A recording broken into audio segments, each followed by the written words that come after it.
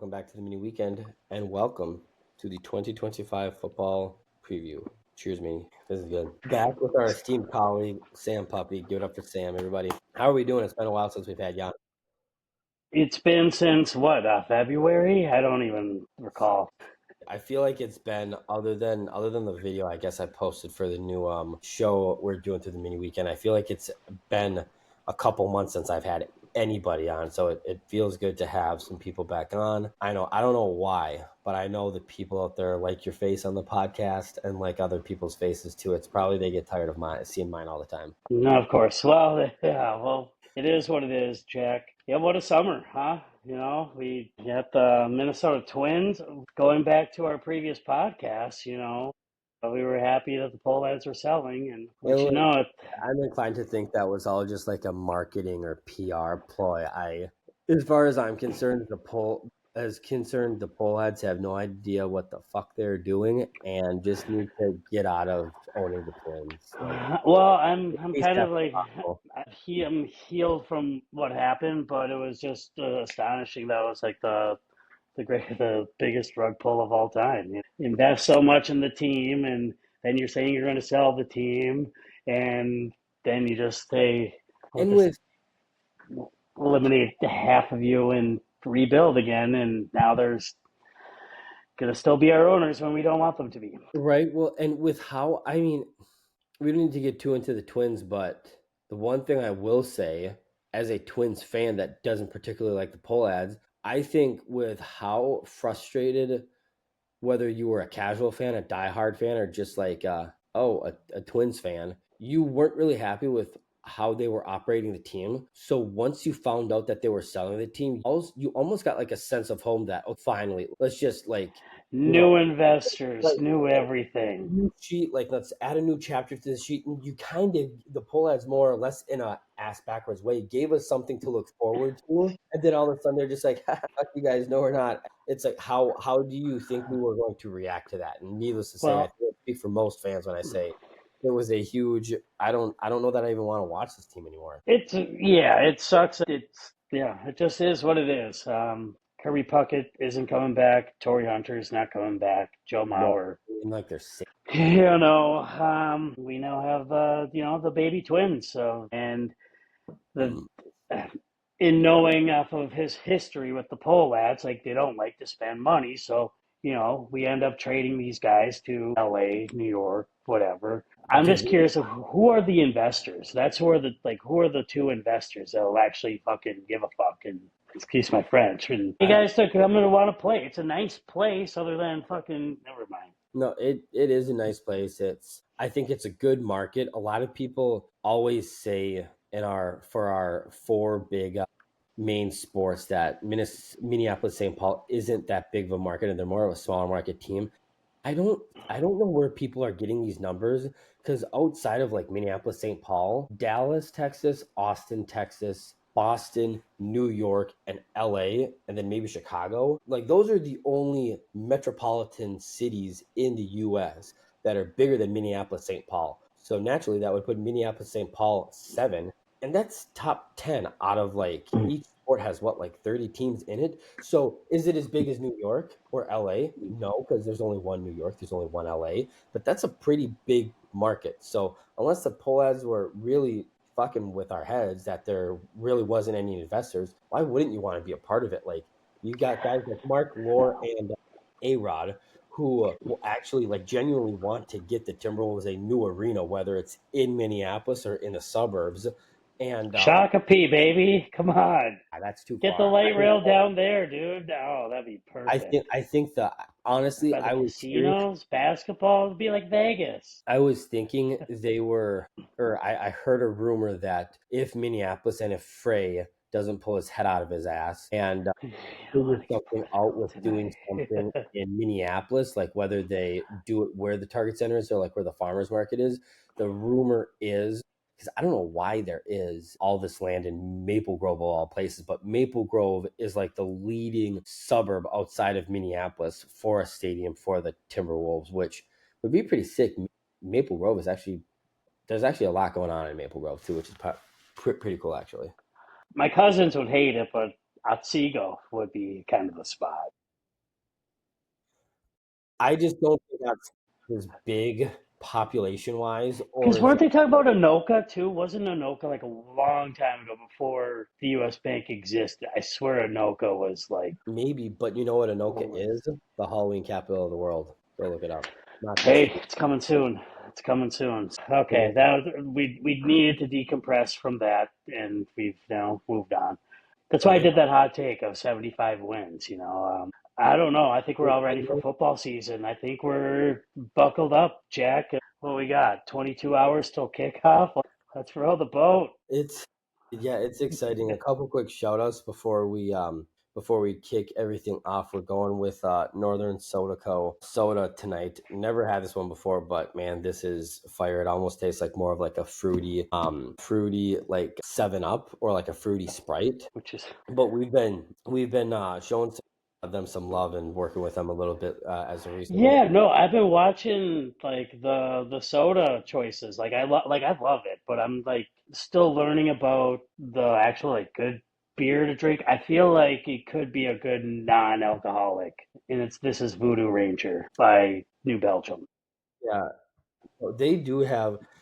And Not bad. I haven't really, I gotta be honest, I do like myself some non-alcoholic stuff like Ultra Zero Fire, Corona Zero Fire, and even some of these Good to brews, know too, because I would, yeah, and even if you haven't heard Sam or anybody else that's listening to the podcast that hasn't listened to the other ones, if you like seltzers and you're not into the drinking thing, White Claw makes White Claw Zero, and you can go ask my sister firsthand. It literally tastes like you're drinking a White Claw. The only pro to drinking the zeros is you can drink a 12 pack of them, wake up, and yeah, go find the I next one. know, I know, but I want to get on a health kick again. No, we, But yeah, and then before we get besides the kicked off, point. need to give a shout out to our good friends at UNRL. For those that do remember the unboxing video, I've been waiting for a beautiful, awesome time to debut one of the two new sweatshirts we got from them, and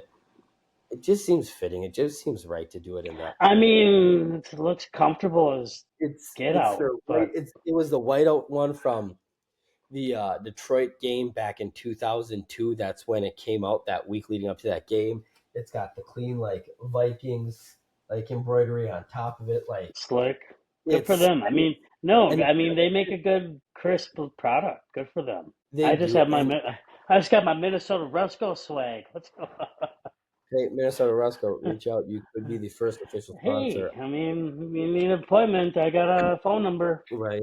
But no, super comfortable. I don't know what they make these out of, but just what every single one of their sweatshirts, and I Sam, you take my word for this, it feel like it's you wear it enough and like when you're in the wind, it feels thin enough that you can wear like a bomber jacket or something over it, but yeah, it also feels thick enough that this can be like your final layer in like a 50-degree day and feel warm. I don't know what it's made out of, but every one of their sweatshirts is made like this, and it is beautiful and amazing. So just like every other episode, we got to show some love to our Minnesota brands swag that we team. love.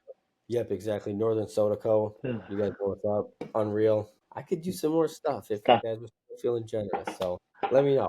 But yeah, that's what I got for tonight. stuff. You got me, dude, on the podcast. Let's go. Let's do it. And you're rocking. You got your Goldie Gopher head on. We got the Viking skull. Let's just get right into it. So Swagged out, I did bro. something Swagged different. out. Dude, I'm 40 and swagged out, and you're what, 33 and swagged out? Let's go. Let's row the boat. 34. I did something different for you. I love you so much. I did something different for you, and I for the Gophers, and I think you are going to like it. And I'm going to before I do this, I'm going to start off by saying I gave you so much shit last year that um you were the PJ Fleck apologist. They were going to go 10-2, Still am. Met him in and April. as much as we disagree on a lot of things, I don't think I've ever heard you say a single bad thing about the Gopher football program ever. Yeah. I I gave you mean, amounts of shit during the year last year and during for preview last year that there's no way in hell this team is going 10-2. Their ceiling was like 9-3, and this is a team that went 8-5. And if you look at it, I can't Michigan, believe I'm going to say that. I say this could have and should have beat Penn State. Iowa. Could have and should have beat North Carolina. Like they were 7 points away from going 11-3. Hmm. But they did better than I thought they were going to do. They did closer to what you thought they were going to do. But Yeah. looking at this 2025 schedule, I think this is the year. If they're going to get back to their 2019 ways, this is a 10 We're and gonna 3. be. They're gonna be eating, dude. It's gonna be really fun to watch them play. It's going to be fun. So this new thing I did for you, I think you're going to like it. Appreciate the accolade. Thank you. That's bottom of my heart. Always. If there's one thing when I'm saying this right now, I'm talking to Sam and I'm talking to all the listeners out there. If there's one thing I do on this podcast, I give credit when credit's due and I eat crow when I respectfully eat Yeah, you crow. gotta do what I was wrong. I was more wrong about because you weren't spot on. But I was more wrong about the Gophers last year than you were less right. Is that Sure, like that'll make this is sense. where you were far and more closer to your predictions for the Gophers last year than I was, Look, and I'm a man of my word. hey, it is what it is. I'm just very yeah, PJ Fleck apologist.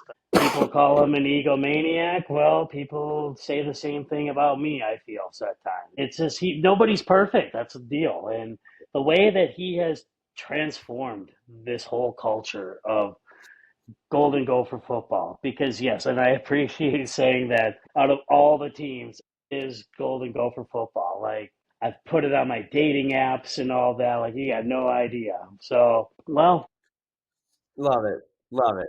it's time to row. It's time to really row this time. So Ten and time to two is roll. not ten and two is Iowa. not far fetched.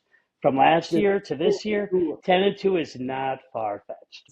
but here's another question for you before I get into my something different I did for you.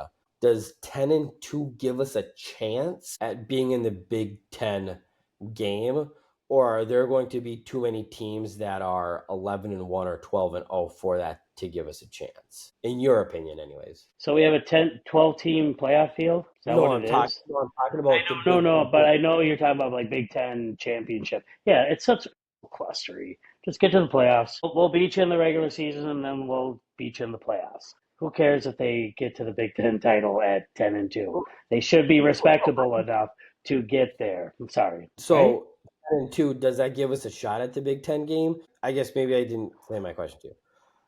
At being 10-2, does that give us a fighting shot to be there with maybe a couple other 10-2 teams? Or do you think 10-2 is not going to be enough because there's going to be two 11-1 teams or two 12-0 teams? Yeah, and I apologize because we would lose to Oregon and Ohio State for our two losses, but we would beat Wisconsin, Iowa, Nebraska, Purdue.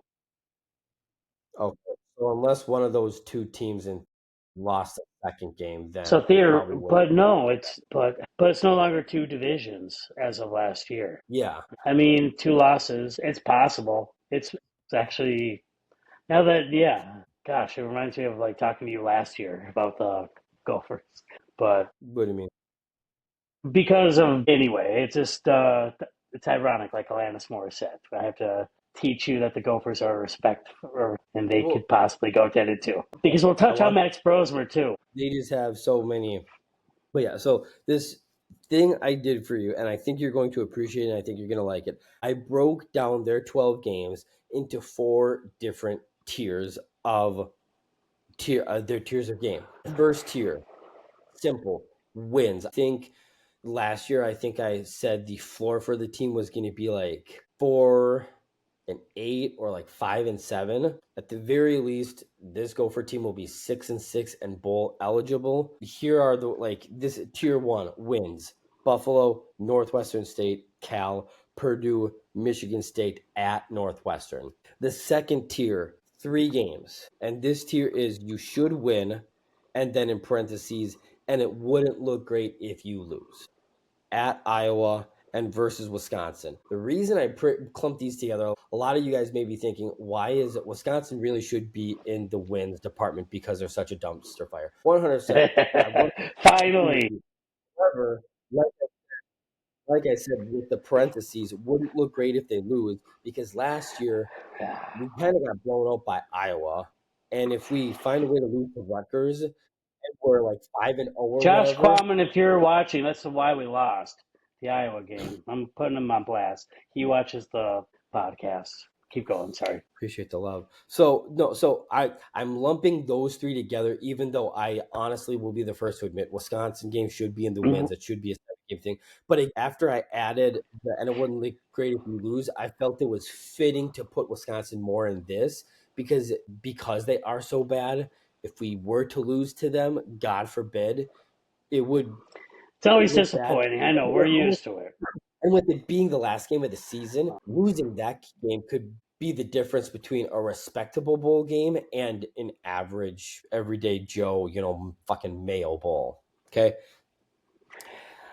Third tier is one game. And this tier is called If You Can Steal a Win, It Would Be Awesome. And it is the Nebraska game. This game is at home, and more than likely, Nebraska is kind of with Dylan Raiola. They're slowly getting up into the area where the Gophers kind of are in the middle of the bracket in the Big Ten.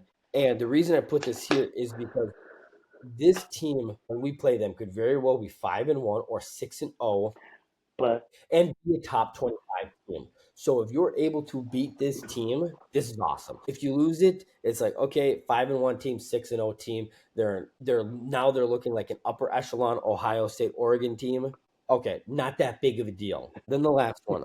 This one's titled losses. We unfortunately have to go to Ohio State and have to go to Oregon. I'm not but saying you're just saying. I'm not saying that if these teams were at home, but if there's one thing I know about Minnesota sports, it's that if we're playing in our arena on our football field, we at least have a fighting chance against anybody because that's just how Minnesota sports play. We play to the level of Yeah, our well, let's opponent. stop with that. What about Michigan beating Ohio State again? They sucked it last year, So dude. I Ohio would State, love to. Let's do the same thing in Columbus in October, baby. Let's go. Is that when we're playing? I think it's early in the Big Ten conference season. I don't know, but They got a freshman quarterback, and he definitely is not C.J. Stroud. Maybe 10-2 goes to 11-1. That proud, I don't know. would be beautiful, though.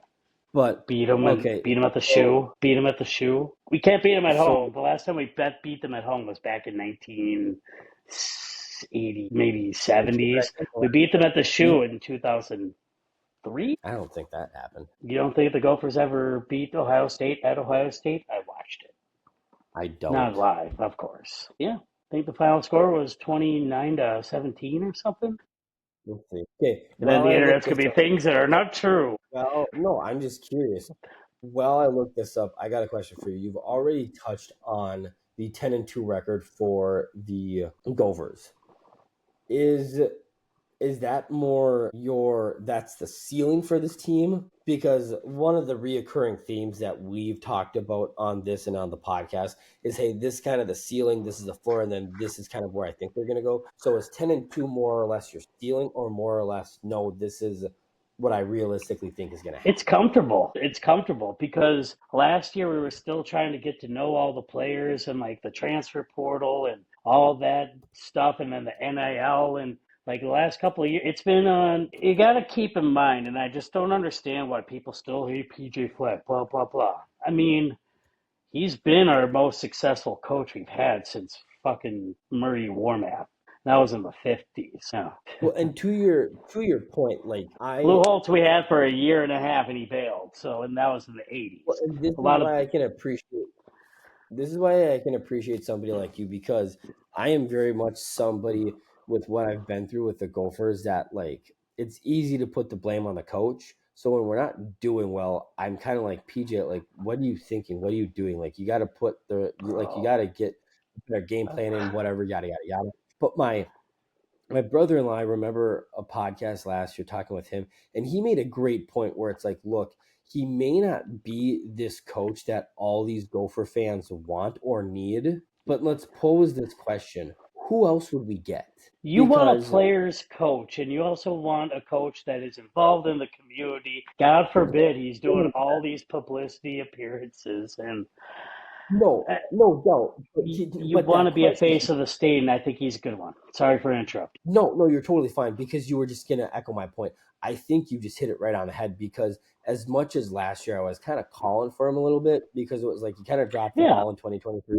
There's lots of questions going into 2024, and he Mhm. shut me up. He shut up a lot of people in 2024. But the question he posed to me was, okay, he may not be who we want or who we need, and people may be upset with the contract extension given to him. But it's like, who else are we going to get? Like the power, like the top of the top are always going to be at the top of the top schools. Yeah, And then and that's where he's that at a good spot. and it kind of resonated with me with exactly with what you said. It's like, well, that's a good point. And you think about it, you're like, you start to appreciate what he does do. He is great with the players. He's great for the community. He beats Wisconsin. He beats Iowa sometimes. Exactly. Slowly but surely, like keeping some of the best Minnesota talent in Minnesota. So like, That sure, part. he's not. So That part. he's not That necessarily whole competing part. for a national championship every single year, which he could potentially get there. But at least he's like doing these building blocks along the way, which And is a also good. like is and also Zipper merging into college football that Minnesotans do not know, still don't know how to do. They don't know how to zipper merge because he's been our head coach since 2017. Remember Tracy Clays and the Jerry Kill and all that sexual assault shit that was going on? They were a good football Yeah, team, but they definitely were not good off the field. And the thing is with PJ Fleck, who's made it completely different because he actually teaches yeah, you how to actually be a good human being as a college athlete. You know, he's right. just a really good football coach, and you need that. And we started off rocky, but then 2019 was a magical year. Like we were 11-2, beat Auburn in the No, Outback Bowl. Then 2020 happened. Then NIL, and then all the kids started running rampant. Yet here's PJ still giving the Gophers a very respectful record every freaking year since. yeah, He also said in April he's been relatively consistent, like you said he too. also said he's never eaten mayo still to this point since the Duke's Mayo That's weird. Bowl. He said that in April, and I actually watched on Fox 9 when he was being interviewed. He's like, I've never touched mayo since. I don't blame him. That's a lot of mayo that gets dumped on you. He's ready for trophies. He's ready for like good trophies, and I love it. Let's go. Row the boat, Sky Yama, go Gophers. But So no, I did look. No, I was just gonna say I did look it up, it's a and really good you were team. right. I don't know how it happened, but we did more recently beat Ohio State in Ohio State versus at home. It was 2000, and we beat them by a score of 29-17. It was 25 years ago. I feel like the old lady from Titanic with that team when it comes down to wanting to beat those teams. Holy It's been smokes! 90. And then the last, Yeah, and then we lost to right? Indiana the next week. That's right. The Glenn Mason era. Ugh. We were, I think, 5-2 or 6-2, and we beat Ohio State. We were gonna like move up in the Big Ten rankings, and we lost to Antoine Randall in Indiana, and it was like 56 to 63 to I don't know. We no defense and Antoine Randall. Yeah, and the last time I think you might have said You 82 or 81. But the last time we beat them in Minneapolis was remember? back in 1981 in Minneapolis by a score of That's 35-31. tough. We're currently That's I tough. hate to bring this up, but we're currently on a 13-game losing streak to Ohio State. Don't love it, but at least I didn't realize this. At least back in 2021, we kept it respectable. It was 31-45 game, and if there's one thing you know about Was Ohio that the State, it's you Sunday don't game? a shootout with them. No, Sorry? that one. Oh, you're talking. Yeah, that Thursday night when Mo Ibrahim got hurt. Yeah, don't remind me. Mo Oh Ibrahim yeah. doesn't get hurt, we fucking win that game, bar none. That energy was so electric. You were at that game too, weren't you? I mean, Because it I don't rained a think I little was, but bit. I that's why I don't really like playing that shoulda, coulda, woulda game Us fighting because Ohio State when fans. No. of course. maybe God, you get into fights with everybody, bro. My gosh. Well, can you I'm passionate about my team, man. Don't hate on my Uh, Gophers, dude. We're strong. Because, dude, the squad that's coming back, like, but yeah, I was what's looking at that. We're bringing back some pretty good talent. Drake Lindsay I'm is really going to be a excited. stud. And see, that's my biggest question mark for both the Gophers and the Tommies. What are we going to get from quarterback play this year? Because that could be a huge factor. Because if Drake, is it Drake Lindsay, you said? If it's Drake Lindsay and he goes off and looks like a potential Heisman candidate in the next year or two, No, that's maybe we Coy do go Parrish. 11. See, here's another deal, my boy. There's Coy No, Parrish. but I'm just, no, That they're I loaded, love bro. Coy They are Parrish so loaded, and that's what's going to and be hot great about this takes. team. Take. They're going I'm to be not fun. necessarily say he's going to be on Travis Hunter's level necessarily because that guy was just a He's an freak of Iron Range nature. boy. Why are we even comparing? But He's I think Coy Parrish could be essentially the next Travis Hunter, where he's playing just as much safety as he is wide receiver. I've been seeing, I saw some clips of him as a wide receiver in camp, and dude looks explosive, it's electric. He fun. looks like he's having fun as a receiver. So I'm excited to see what he can do on the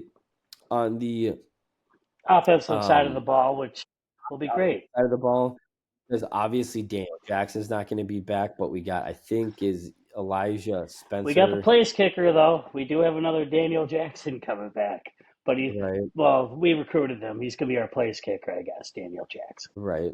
Like we got You know, Yeah, we do got Darius Taylor coming back. yes, sir. We Junior got year, man, and we got some Jamison good. Pierce back. I think Bucky Yep. Brockington's coming back. Oh yeah, dude. He's got experience too. He'll have a come Marcus out year. Major, no Marcus No, Major. no.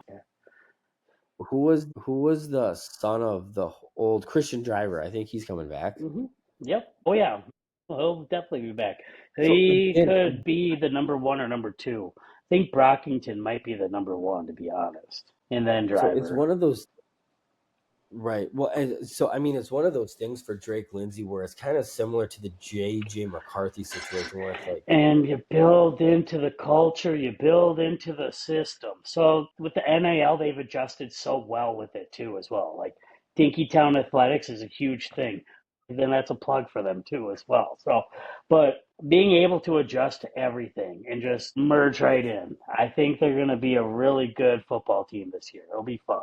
People always doubt yeah, them it'll be every fun. year, of course, but they have a lot of Devin Eastern on the fucking defensive side. Let's go. Devin Williams, let's go. Joey Gerlach, dude, he's going to be the dark horse of that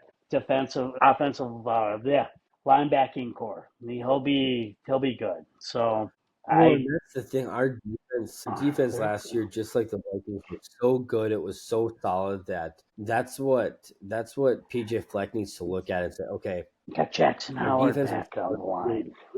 we need to like we need to keep up that level of consistency on the defensive side and slowly but surely make this offense better, because if you continue to do that, before you know it, it's maybe 2027, 2028, and you're competing, and maybe at that point in 27, 28, you're competing for Big Ten championships and potentially playing in the college football playoff, which is obviously the dream for everybody, but you gotta start somewhere. And I think for some of these, once it came to 12 teams last year, for some of these I did diehard have Gopher fans, I did have a clue. I was like, it's going to 12?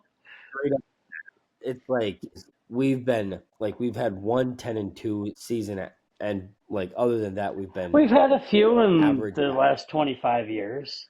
10-win seasons, 2003, 2019, and yeah, we're ready to win. We're ready to row. We're ready to sky you and go Gophers. And we got too much into talking about how much I love Gopher football. So I learned when I was reading that old Golden Gopher football biography or whatever it was back in when I was like 6, 7, 8 years old. It was when Penn State joined the conference. I think it was before your time, Okay. Phil Jackie. But I remember in one How of much those older excerpts, than, it how was much older than me do you are? How what's much that? older than me do you think you are? How much older than me Six, do you think you are? I think 6 1/4. So I think I got Yeah, okay. So so you you were okay. were reading You something were at alive. 5 years old. You were learning along the way. You learned when Jim Wacker was the head. I'm just fucking with you. You were making it seem Hey, like I was man, like 20 and years younger. I learned about when I was 7 that male cheerleading was created in Minnesota. So for all those stupid motherfuckers like hating life and hating people, like shout out to them, man. Good for them. That's awesome, because it started in Minnesota Thank you back for in the all. late 1890s. What are we doing? What are we doing? Like big deal. Don't look at them then. You look at all like it's so just big deal. Big Okay, deal. moving on. I was just thinking Now we something. dive into the Viking season. How about that number three Gopher. quarterback? Where is he from? I don't know. I don't know. Max Yeah, and Brosmer. How about well, that? I do want to talk with you about Max Brosmer before we get into everything Vikings related. But before we do that, I want to touch on my beloved Tommies. And bro, this is Hey, their first year that every sport is postseason eligible. What that means, if you haven't already heard, if you don't Gopher know, still love you, if the Tom Tommies. We're just want to play you. Let's go. if the actually get this in their new stadium this year at St. Thomas, the basketball team, I don't think hockey, the basketball team has a non-conference game against St. John's, which Heard about in that. theory will be super fun, I but kind of want to go. I think they're going to kick their ass because this is the first year that St. Thomas is able to offer athletic scholarships. So they're not on the same. It'll be fun for the I know rivalry and the to kind of keep it going. Division One to get into from a D3 to a D1. That's a lot of extra stuff because I feel like St. Thomas joined essentially Division One, what, 2 or 3 years ago? Because you had like 2 years Uh, probation. St. Thomas went to the championship in basketball, and it'll be their fifth year. Yeah, yeah, I there mean, you go. I'm not Like kidding you. that long. So But no, welcome. it's Hey, so yeah. welcome. Welcome to the dance. What? I said, welcome to the dance. No, that's Welcome to Division we One, were St. Thomas. I am so excited. There is a legitimate chance that the men's hockey team, the men's basketball team, and the football team make it to the postseason this year. And I'm going to be completely honest with you. Hot take for my Tommies. They're gonna be It's like good. double All sided. the teams. Football, I basketball, think by hockey. nature, of, I'm more worried this year because they're finally adding some really tough non-conference opponents to start making that next step in the FCS lineage or moving up like as one of the ladder of the better teams and getting closer to them. So they've stepped up They in the their. Missouri Valley for football. They're not. They're in the Pioneer Football League. So the Pioneer Football League is the Hmm. Pioneer Football League is like Presbyterian, Stetson, Valparaiso, Butler, Drake, who else? Marist, Northern Iowa, Dayton. Nope, Northern Iowa is in a. I think Northern Iowa is Missouri Division One Double A. Valley. Oh, or the Missouri Valley Conference, but they're still in that Yeah, that league. I think it's a matter of time before they move They just from haven't the been Pioneer eligible to be in the Football League. Division One Double A playoffs. I'm sorry to interrupt. I'm just trying to understand Yeah, Tommy, yeah. your You're Tommies. right. So But Division yeah, One so for Double their A playoffs, they can now participate outside Yeah, of so if I'm being conference. completely honest, looking at their like because essentially all they have to do, I did my research today. So it's now that they're postseason eligible, the easiest and best way for them to get into for the football team anyways is to win the division because right now they don't play enough good opponents to be a ranked team. And if you win there's 24 teams that make the entire thing in FCS and there's 14 conferences. So unless you're a top But 15 ranked, they rank the top 25 in FCS just like an FBS. But unless you're like a top 15 ranked team in the nation for FCS, you essentially need to win your conference and get the automatic qualifier or you're not like because like you look at the San Diego or you look at the South Dakota State and the North Dakota State, they're both in the Missouri Valley. The reason yeah, but they they just both load get up on in North is because Dakota farm boys and South Dakota farm boys. So it's good oh that St. exactly. Thomas kind of can steal that crop and win some No, football for games sure. for you So the guys. reason that and despite them being in the same conference, the reason that those two teams always make it to the postseason is because they're both usually in the top five.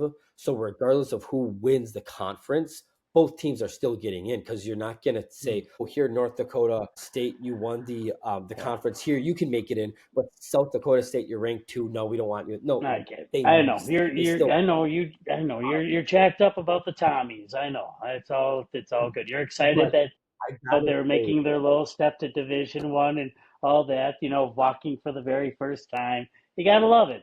Yeah, I love your energy, and they'll be okay. I feel like the basketball team might be the sleeper. I feel like the St. Thomas I basketball team might roll through the Summit League basketball and and go to the dance before the Gophers. Well, I hope not, because I think Gopher basketball hey, might you be. said it. You said it. Hey, are we You playing? said it. And are we, and are we playing this year? No, St. Thomas doesn't want to play Minnesota, but yeah, they got a great I team. don't. Johnny Towers doing a wonderful job. Good for St. Thomas. Hockey, well, hockey's hockey, and it hasn't been the same since The they tore women's apart hockey, part of the WCH, because it would no, have been the but the perfect women's time for St. hockey team, Thomas to bro. join WCHA. But nope, let's do Big Ten. Let's do corporate. The women's hockey team has it the worst. They're still in the WCHA for the women, but because there's significantly less Division 1 hockey, like It's like that is the only division that makes sense there's for them like to be 18 in. women's But in the leagues W, for women's teams. what are you talking about? There's like 18 women's No, teams in college. 45. there's like 50 Am of I them. being an asshole? There's like 50 of them. 50. Okay. But I think there's only like they're 98 in the at W, men's. whatever. Anyways, but so for the football team, No, like I'm I looking love at this your like St. Thomas Tommy's we're allegiance. That's all I gotta I don't say. know that you That's know this. I don't know that you know this, but their last game of the season is in Fargo against North Dakota State. They're probably going to get big curb game stomped, but I love that they got this game on their schedule because I think it's kind of a stepping stone game because by the time for they're done sure. with that, they will know if they won the Pioneer Football League or not, Or if they're gonna and be they'll five get and a seven or gauge 6-6. and they'll get a gauge for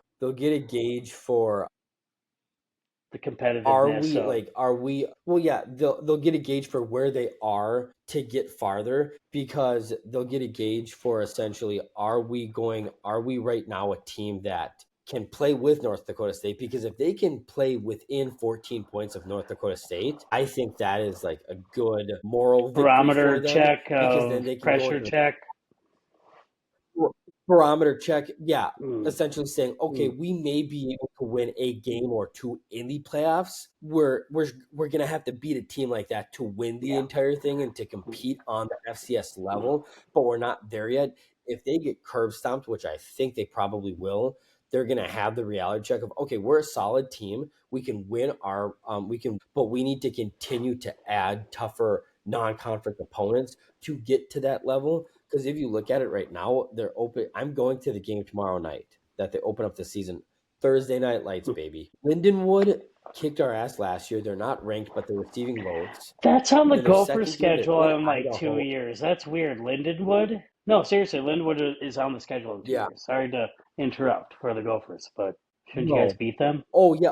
No, I was just gonna say 2 years in a row. And then their second game, they're in Idaho to take on the Idaho Vandals, who are 12 Vandals. in the nation right now. And then they got Northern Michigan, who they've played and beat Northern Michigan before. And then the The only other Wildcats. non-conference game is the North Dakota State. But I'm not, if Bison. I'm being completely honest, and I want this to be like, oh, they're just going to breeze through it. In their 4 years prior to this upcoming season, they have beat at least once every single one of these teams. In fact, coming into their fifth year in Division One, they're an astounding 31-13 in their first four seasons, and only It's not bad. 26-6 in Pioneer football play. I So mean, I think their ability and to not eligible for Pioneer the football league. postseason. They're kids. They're kids. I know. I'm not battling you. I'm battling the NCAA because I think that's absolute bullshit that it takes that long to be a Division 1 program.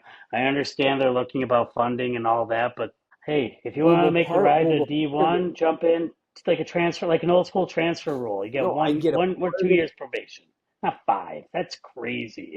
But part of it Crazy. isn't even part of it is an even playing field though. So think about it this way, like I talked about, like there's not like it's going to be fun for the rivalry, but for the Tommy Johnny basketball game this year, it's not going to be an even playing field because on one side you got St. Thomas who are literally doing it and it's encouraged because they're a Division 1 school that can offer athletic scholarships. So they're getting the cream of the crop because they can get that. Of Whereas course, the Johnnies, small they can town give college as they kids. You don't think they'll be ready to they bat? can Come on, man, they're kids. Oh, D3 they versus D. Who definitely cares, will. man? I'm just saying Appalachian they State beat definitely will. Michigan. Appalachian State in 2007 beat Michigan in Michigan.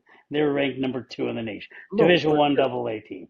You But I'm think the saying, Johnnies would be scared of the but I'm just saying Tommies? both Have you those seen the teams. history? I'm I'm saying both sorry, I those might be a teams. Johnny apologist too.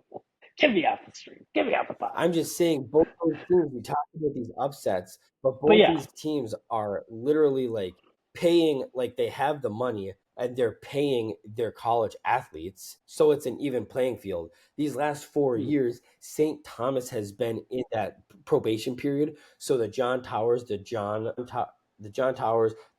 Glenn Caruso's, their recruiting process has been, hey, we really want you to play for us. There's two caveats, though. We can't really give you anything other than an academic scholarship, which isn't going to be a ton. And two, we're not postseason eligible. So if you how do you are build the postseason eligible, culture? that's great. How do you build the culture? That's what it comes down to. But no, no, It's a no. beautiful thing with how St. That's why Thomas is smoothly transitioning. It's fine, but I'll still be a Gopher and never a Tommie. Sorry. I'm not asking you to be. Sorry, I'm not sorry. I respect the Tommies. By all means, I have a lot of friends that Tommies. I also have Johnnies and Bennies and Scotts and all that. That was such a the Mayak rivalries are so epic if you're from the Twin Cities. They um, were. Everybody you know, wanted one hey, private school out.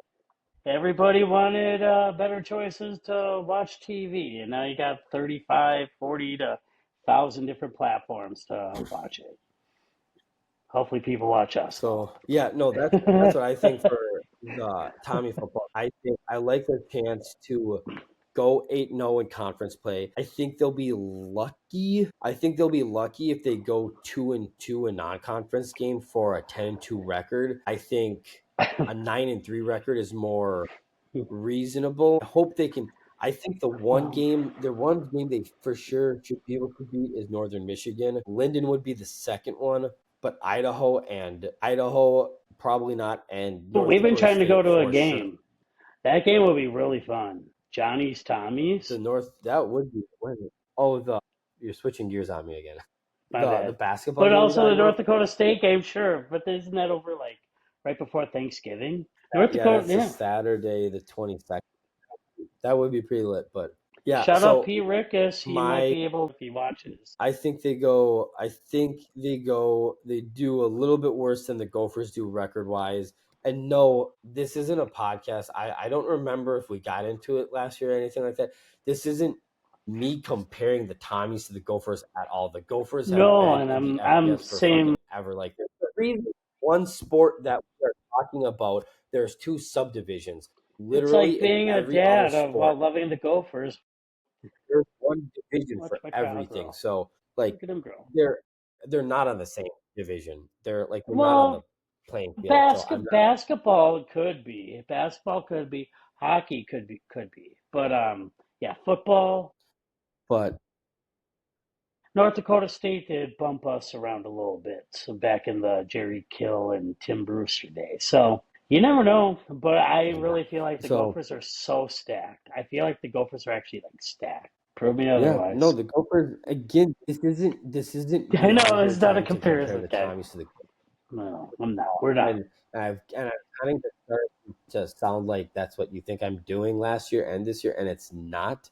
Not even. But so wrap it up. I think the Gophers, if they can go 10-2, which I am confident this year that they can do that. I think 9-3 is probably the worst they could do, just because they are bringing back, like you talked about, they are bringing back a lot of guys that played really well last year and know what it takes to win some of those tough games that okay, maybe you're banged up a little bit more than usual. Usually, this is like you weren't anticipating maybe them playing this hard, and you got to give a little bit more than you were thinking, kind of a thing. And I think they will get a better bowl game this year, going 9-3 or 10-2 versus a stupid fucking Mayo game. But then for the Tommies, I like this team to go 8-0 in conference play. I think they'll end up going 1-3 in non-conference for a 1-3 or a 9-3 record.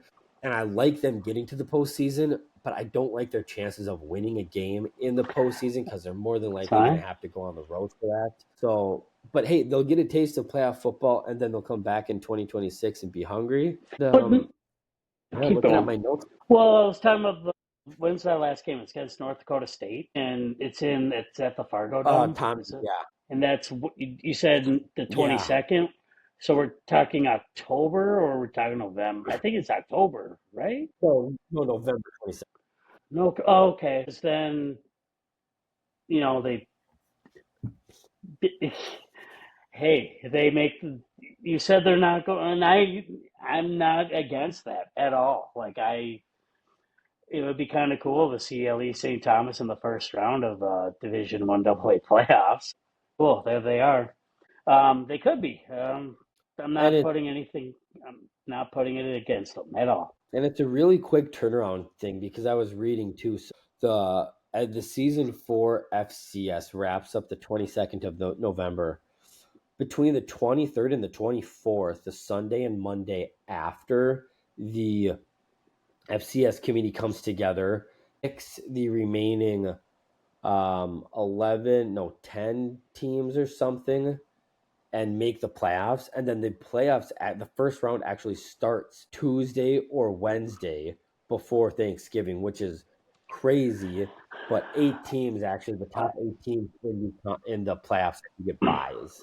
I So mean, I like manifesting stuff, so hey, manifest the time he's into the playoffs. But yeah, is that enough for college football? We're getting against our time, or do you want to keep talking yep. college ball? No, I'm fine with whatever. I was going through because I have so much chicken scratch on all my stuff. I think that's all I had on college football. Any last? Yeah, well, let's just embrace It'll a be a really fun, good yeah. college football season. No, no doubt. And it's so funny because I was talking to a coworker today, and he's like, "I don't really watch college football." And I'm like, as much as I love the Gophers and the Tommies, like he does have a point that like I'm never as invested in college football as much as I am the NFL football, just because Yeah, I don't know what it is. There's just something different about it.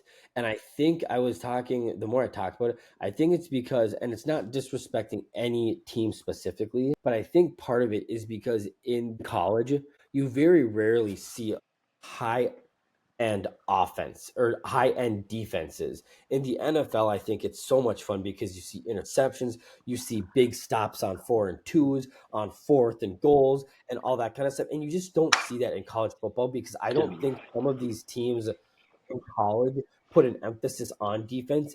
Hey, we need to score 75 points a game. We need to score 50 points a game, it's all which about culture. don't get me I'm telling wrong, you, it's from all time about to time. culture. It's all about culture. Yeah, NFL is more like straight to the point, and they've gotten better too, for what it's worth. They have gotten better. Since the Colin Kaepernick fiasco that they ruined, I feel like the NFL has done a wonderful job as far as like essentially dictating America. But boy, like we got a NFL. You're like, what? Dude, we got NFL all over the place. We got the draft. We got preseason. We just got a lot of football. There's a lot of football, and it starts with the NFL. a lot to love. I still can't believe a week from I can't believe Tommy's and Gophers both kick off tomorrow night. I can't Mm-hmm. believe a week from tomorrow night I am going to reluctantly actually sit down and watch 60 minutes of the gay ass Dallas Cowboys play against the gay ass Philadelphia Eagles. But I'm secretly gonna love it because I love football that much. If that offended you, maybe you shouldn't be watching this podcast. Yeah, Hey, I'm hey, man, excited. I'm different excited. strokes for different folks, but we both love our football. We both love doing these podcasts. So shout out. We do. How do we transition? So we're going to What's NFL your because take? I could go on Yeah, for what's your take? You want to go? You want to go NFL in general first or Vikings first? How about Pittsburgh Steelers as the sleeper in the AFC? Sleeper to make the playoffs? Yep. Because that's all they're going to be a sleeper for. They're not going to be a sleeper to win the. Yeah, well, you got Aaron Aaron Rodgers. Rodgers, you got DK Metcalf, you got Cameron Hayward on defense. The boys are going to be fine. They're going to go 11-7. I mean, and I love the love story of the Kansas 11 City and Chiefs. Pittsburgh Steelers going 11-7. No, I feel like that's safe. Okay, then I think before we what? Look up the schedule. Yeah, no, you have yours up? Fire away. Okay. So before we actually go through the actual schedule, let me ask you something.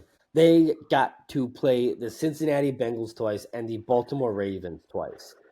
Between those four games, how many of them do you actually think they're going to win? That's 4 losses. Okay, 0-4. Okay. Okay.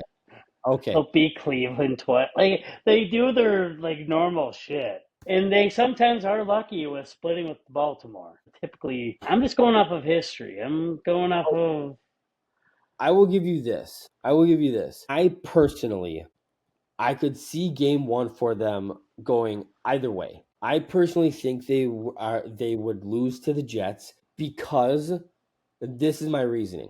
Because there are less new parts on that roster than there are on Pittsburgh's roster from last year. So if you think about it this way, on the Jets, you have a lot of returning guys, and you just gotta, even though it's an important position, you plug in a different quarterback, and that's about it. The Pittsburgh Steelers, they added 5 new starters to the And they defense. still won like 9 games last year.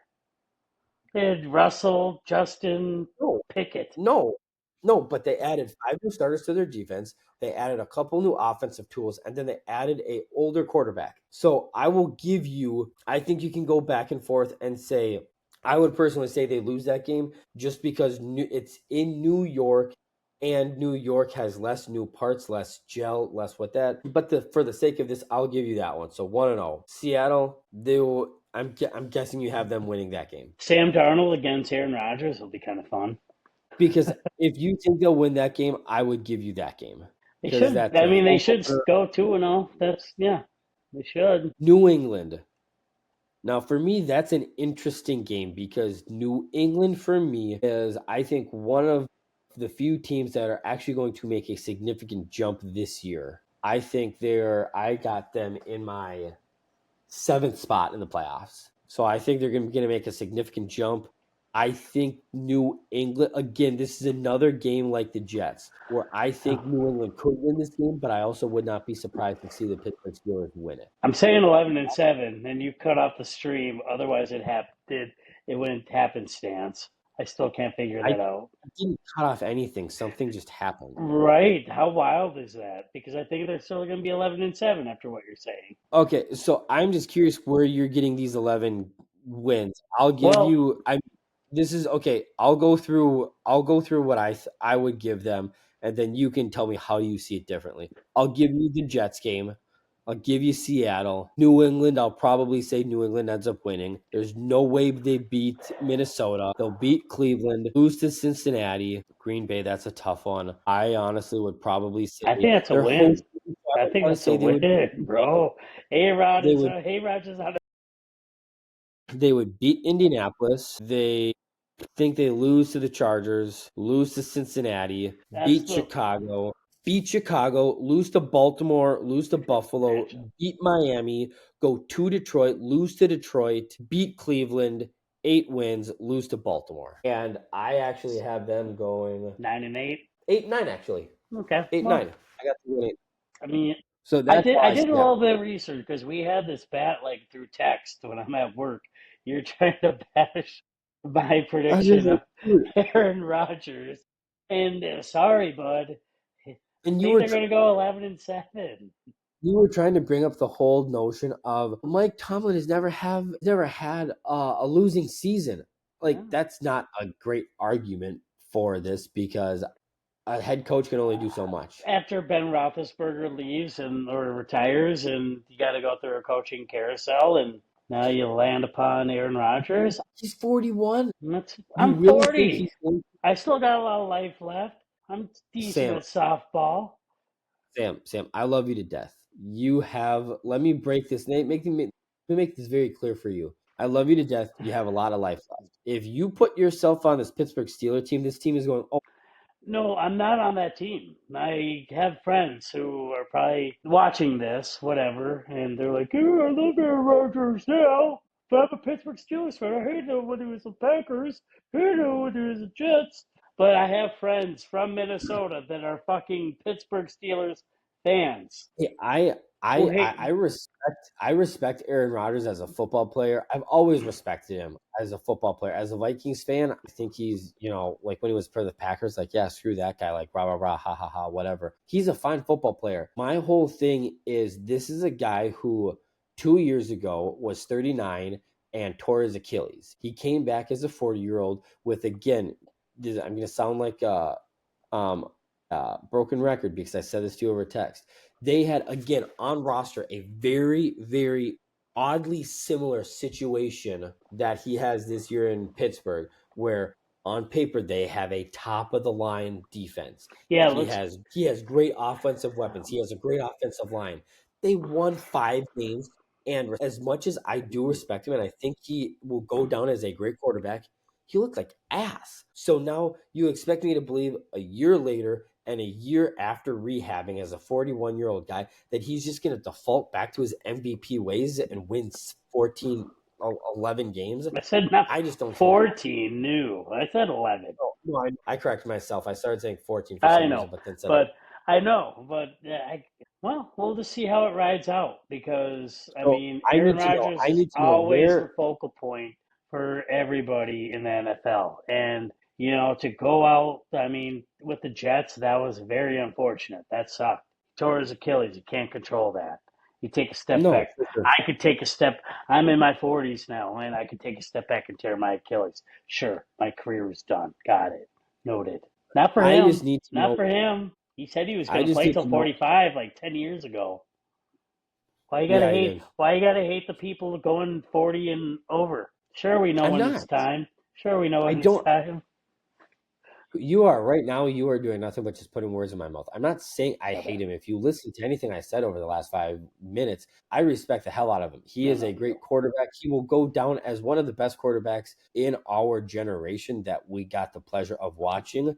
I am simply saying, as a 41-year-old quarterback who is going to get sacked, pressured, and hit numerous times this year, I can't, in good faith, if I was in theory a Steelers fan, believe that he's going to win me 11 games this year. I think you're lucky if you get 9 wins out of this team. But before we move on to everything else, mini weekend related for Vikings, for standings, playoffs, everything like that, I need to know what rabbit hat you're pulling 11 wins out of. So give me the games you actually have them winning.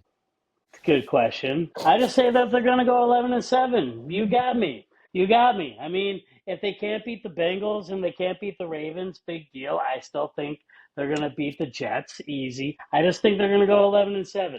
Big deal. No, Anyway, because that's just what I'm trying to think too, because they don't have a super, and that's the weird thing about this team. They don't have, I think they're in the middle of the pack as far as tough schedules or soft schedules. They don't have one of the easiest schedules, but they certainly don't have a hard schedule. But they unfortunately are in a division where they got to go up against Cincy twice. They got to go up against Baltimore twice. They got to play Buffalo. They got to go to Detroit. They got to yeah, go won't to you love Los. that December 21st during Christmas? Won't that be a great Christmas gift for the Minnesota Vikings and their division title hopes? That's what I love about NFL football and loving like your home teams. Like I hope the Vikings are going to be great this season. But we'll see. It really depends on Aaron Rodgers in Detroit. Don't you want them to win? 11-7, baby. Let's go. Cleveland, come on. Okay. Come on. No, Buffalo, no, and I'm Buffalo at giving. home. Buffalo at home. There's no you think that Fine. you If think there's no way, then we'll see how it plays out at the end of the season, brother. Let's I do think that. I think do we do a friendly wager? Do we do a friendly wager? I'm Why are on you why is board. it what do you want to do? Fucking, you got to DoorDash something for work. Like, here's lunch for you. There you go, So bud. the I'm loser has to wrong. pay You're for. right. DoorDash me. I'm not. I'm. This is just fun banter. I'm not trying to. Are you really upset right now? No. Are we gonna do a friendly wager? Yeah. Okay. So loser has to buy lunch. Why don't we do like a limit too? Because like Yeah, we it's like don't need 20 to just. bucks. 20 bucks. Go on, Yeah, Jimmy 20, John. 25. Yeah. Yeah, something like that. Well, I just mean like I don't DoorDash a ton, so I don't know how much like the fees and stuff are and whatever. 20, So 25 bucks. you gotta get the Dash Pass. I don't order that much, so let's do our virtual handshake because I am a man of my word. 11 and 7. So let's say, do we say whatever it's closer to? Right. I mean, well, no. Well, You're 11 and that's on you. 7. That's on I am you. Because I said 11 and 7, so I already set that in stone. Whatever. okay. Well, because I want to make this fair. So you're comfortable saying anything less than 11 and 7, I lost essentially. That's right. Because I don't think they're gonna go 13-4, but it's not push that Well, envelope. They beat and Cincy split. I okay, can't believe I'm being a Pittsburgh Steelers like apologist. I think they're gonna be an all right team. no, and I think I and again, all jokes aside, and I thought it was kind of fun just kind of giving you some shit for that. And I'm sorry if I took it too far, but You t- I think the Pittsburgh Steelers, Aaron Rodgers is great. They're in a weird situation where they have the capability of being a decent team. They just unfortunately have to play two yeah, very, very, very, very different good teams twice a year. yeah. You got to go Buffalo, and you got a couple other teams that it's like, okay, like unless you can keep pace with Buffalo or with Baltimore and Cincy the whole year, they're just going to run away with it, Right. unfortunately. And the poor Cleveland Browns have it even worse than the Pittsburgh Steelers. But but the AFC North is very similar to the NFC because you got No, very much. Chicago So, Bears and they're all like excited with Caleb Williams, and then you got the gosh, Detroit started. Lions who lost their offensive coordinator, and you have also Green Bay who's in a clusterfuck of do we love Jordan Love or do we love Malik Willis? There's a little Yep. quarterback controversy going on there. So let's go to the NFC North. So Yeah. NFC North, I know we were talking about that last. So why don't we start with that? How do you see the NFC North shaking out this year? I mean, I want to say the Chicago Bears are still not going to be great. Like, I feel like they're going to finish in fourth. With Detroit, I mean, you have Amon St. Brown, but you also have Jameson Williams, Jameer Gibbs. I mean, sure, they're a high octane team, but the Vikings played pretty well against them last year. Yeah, we didn't look bad. Like they didn't, if I'm being completely honest, truthfully, they didn't look like a team that was head and shoulders better than us. They They never just are.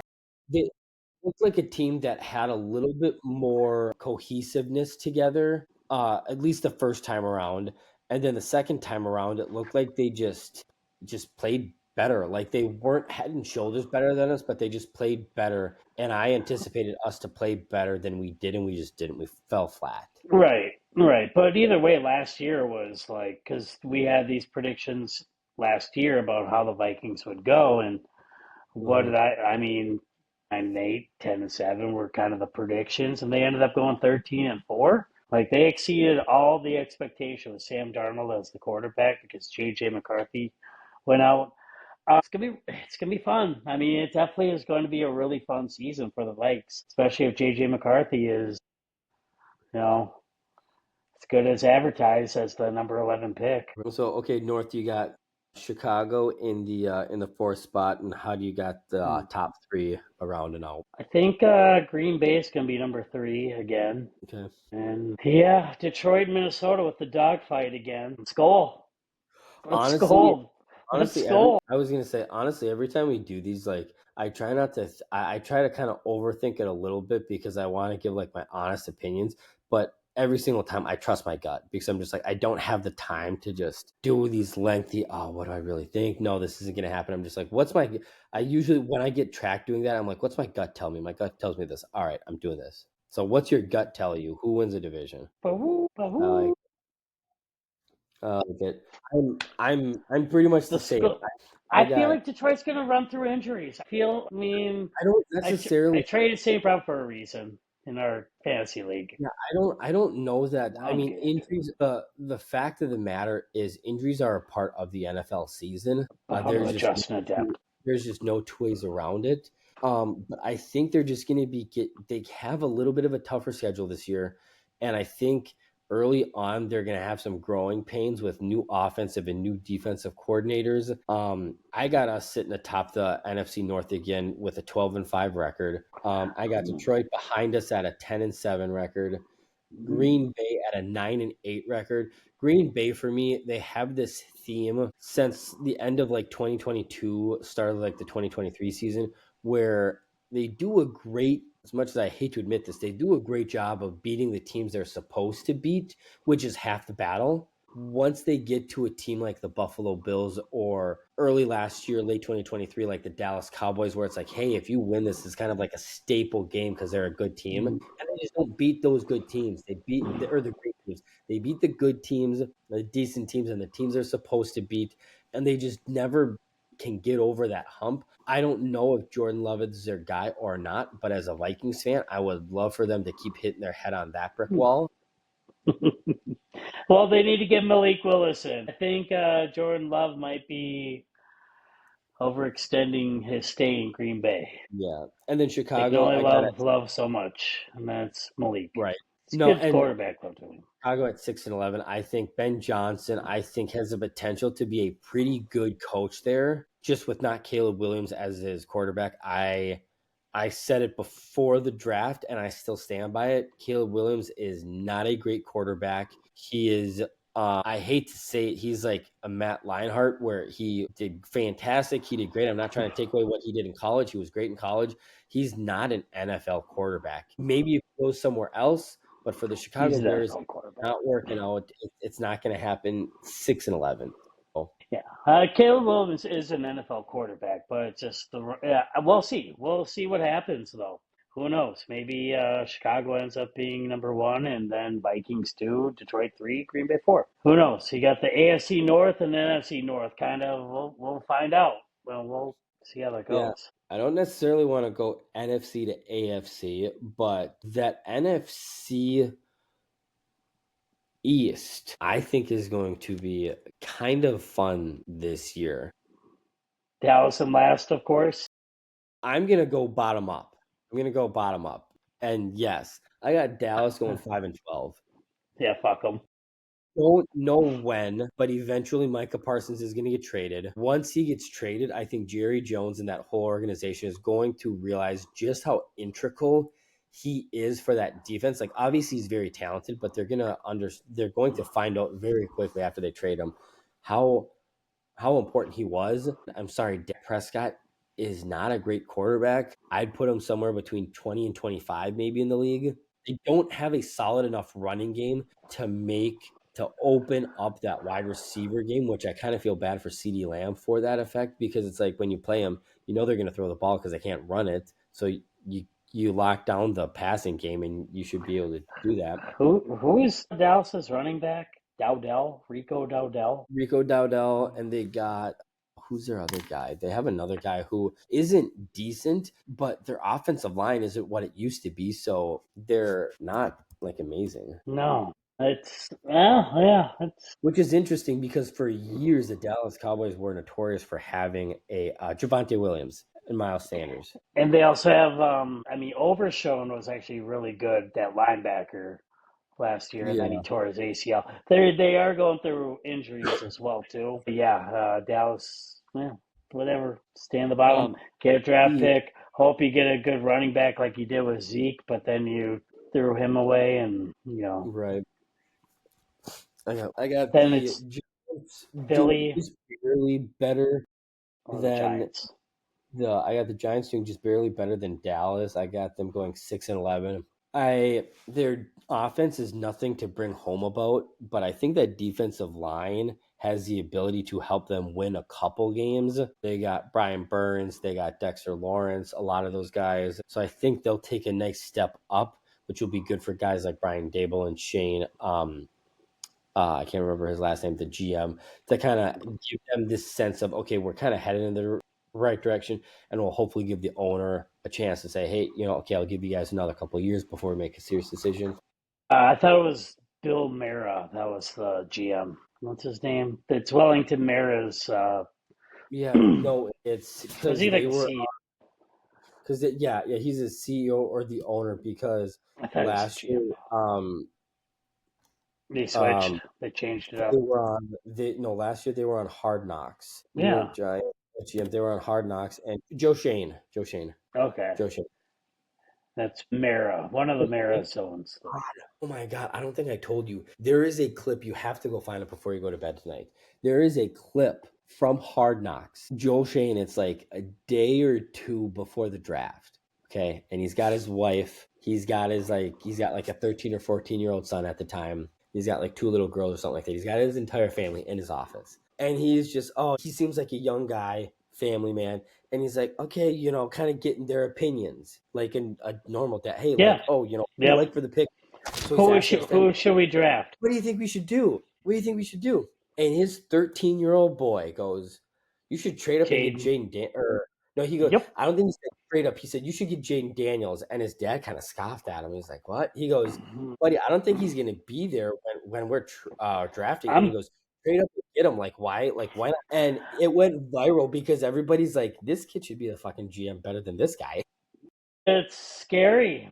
It's very scary of what our children influence on. I don't have kids, but I mean, hey, that's what what Carl Polad did for his sons. And now we're all like angry about Twins baseball because of that kind of And then particular type of reason. Kids don't know shit. Not until 21. Philadelphia, I still think they're going to be a really good team. I have them taking a little bit of a step back. I got them going 10-7. I know my biggest question for that team is what are they going to get? I know Saquon Barkley is very talented, but you are stupid if you don't acknowledge the fact that he has to overcome two curses this year. Not only the Madden curse, but the offensive player of the year curse. And I'm not saying this guy can't get it done, but I'm just saying How fun history has running shown back. what? Yeah. I'm just saying how fun a running back he is. It's No, super fun. So, but with all that, what kind of production are you going to get? Is he going to be healthy? They have a lot of missing pieces on the defensive side. I think they're still going to be a top four team in the NFC, no doubt. They're going to take a little bit step back, 10-7, which means I got the Washington Redskins yeah. winning the division. So that's Let's how I got that go. going. No, they'll be How do so you think? fun. I agree. I mean, I think Washington is going to be super fun. I think they'll be I the think number one team. I mean, the way they wrecked house against Detroit, dude, I loved that. That was the most beautiful I love seeing it. That was performance. Like, I was like, that's my quarterback. Like, the Vikings had just lost to the Rams in Arizona. yeah. That was another thing. People forget that they didn't even play in LA. They played in Arizona for that playoff game. No, which a lot of people actually said favored the Vikings because there are a lot of snowbirds that go from It's Minnesota on down the there. right. Oh, okay. No, It's like, yeah, it was like 2010 type clusterfuck in Favre's last season type deal. Yeah, it'll be a really fun season, but I think Washington is definitely that's the squad. I think you know, they're gonna be really good. 13-4, I think, would be a good placement for them. okay. The next one I thought we could tackle is the one that I actually had to think the most about of the eight divisions. The NFC West. I'm gonna preface this with I originally thought the San Francisco 49ers were going to arguably be a lottery team. Upon actual research and not just going with my gut, I realized Brock Purdy isn't the worst quarterback in the league. He's probably somewhere in the top half, like top 16, maybe top 20, 18, something like that. But he's got George Kittle to throw to. He's got Brandon Ayuk. I know he's a little bit banged up. He's got Juwan Jennings to throw to. But then on that defense, Doesn't he's still Ayuk got still want to guys. be traded? Thought Ayuk's No, gone. I think they squashed that a couple weeks ago. But they They still got the squashed likes the of beef, huh? Fred Warner and Nick Bosa. Like that's still a good crew. They got hit with the injury bug. I think CMC comes back. It'll be interesting to see what they get from him.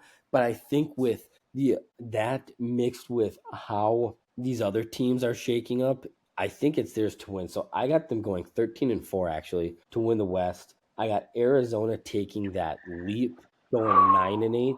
I got Seattle. I think Mike McDonald and the Seattle Seahawks could do something special. I just think Sam Darnold isn't going to do what he did this year last year because he's not in the same situation and the same offense. So I I got don't them know, going man. 7. So many intangibles leading into this season, but that's debatable. And then I got LA Rams going 6-11. My big reasoning before I hand it over to you for the West for the Rams is simple. Matthew Stafford, similar. We don't need to bring up his name. Whatever. Very similar to Aaron Rodgers, is just getting older. And I just realized apparently he's been dealing with back issues for most of this offseason, but it just became known within the last week. So Matthew Stafford is the reason you're winning a lot of these games. So if you don't have Matthew Stafford for 5, 6, 7 games, and you got to start Jimmy Garoppolo, you could be 2-5 in 7 games with Jimmy Garoppolo as your starter. So I don't love that situation, and I could be wrong, but that's how I got that division shaken out. I'm just like having last year flashbacks of, don't you remember when the Vikings were talking to Matthew Stafford and trade like wanting to trade for him before they played in what was it, week 7, week 8? I don't know, man. Feel like the Rams are, yeah, 6-11. That's, I think they'd be more 9-8. But yeah, you don't know. They Well, how do lost you? Well, Puka. yeah, so that's They what I lost. think. Well, they So still have top Puka, but down, they don't bottom have up. What do you Cooper. think? What's that? Yeah. No, I was just saying. Do you think go top down, down up? How do you got the West Yeah, I shaken think out in the Rams will NFC? be top 2. I think I see. Yes. Could you have Seattle as the? Yeah, they got a good squad. I mean, they now have Cooper Cup. Sam Darnold, Cooper. They have Kenneth Walker too as well, and they have a solid defense. But yeah, the NFC West will be a wild, wild west. Who do you So got winning it? I just have a bias against San Francisco just for Vikings allegiance and being a Viking Packer person too as well. I think San Hmm. Francisco might finish last. Then you got Hmm. maybe Arizona at 3, Rams at Okay. 2, and Seattle.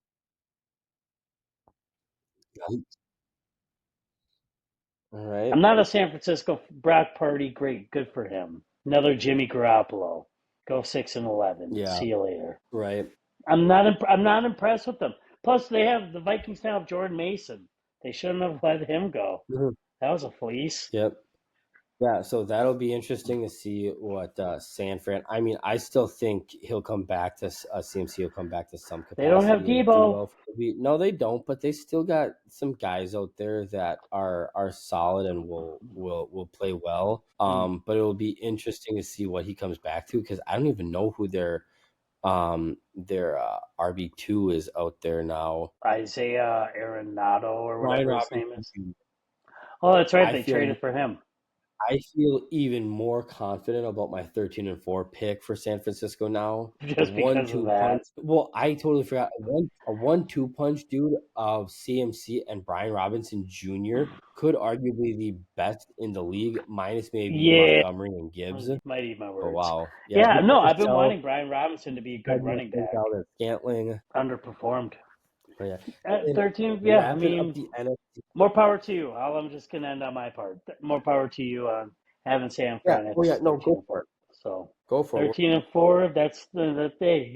You go for it.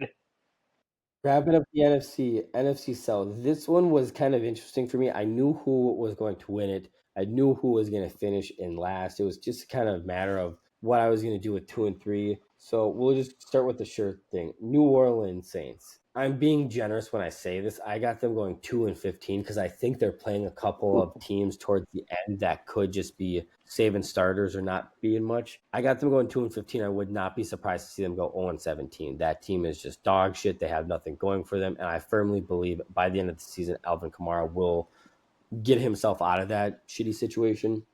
And then I actually have Atlanta in the 3 spot. Weirdly enough, I think Michael Penix Jr. and that offense could be so bad at some point this season that they say, Kirk, you want to give it another go? I got them going 7-10 in the third spot.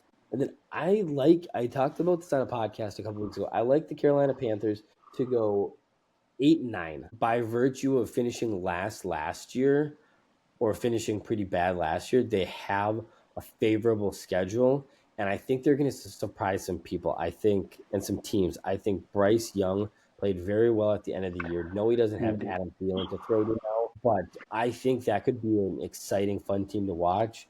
And then obviously the winners.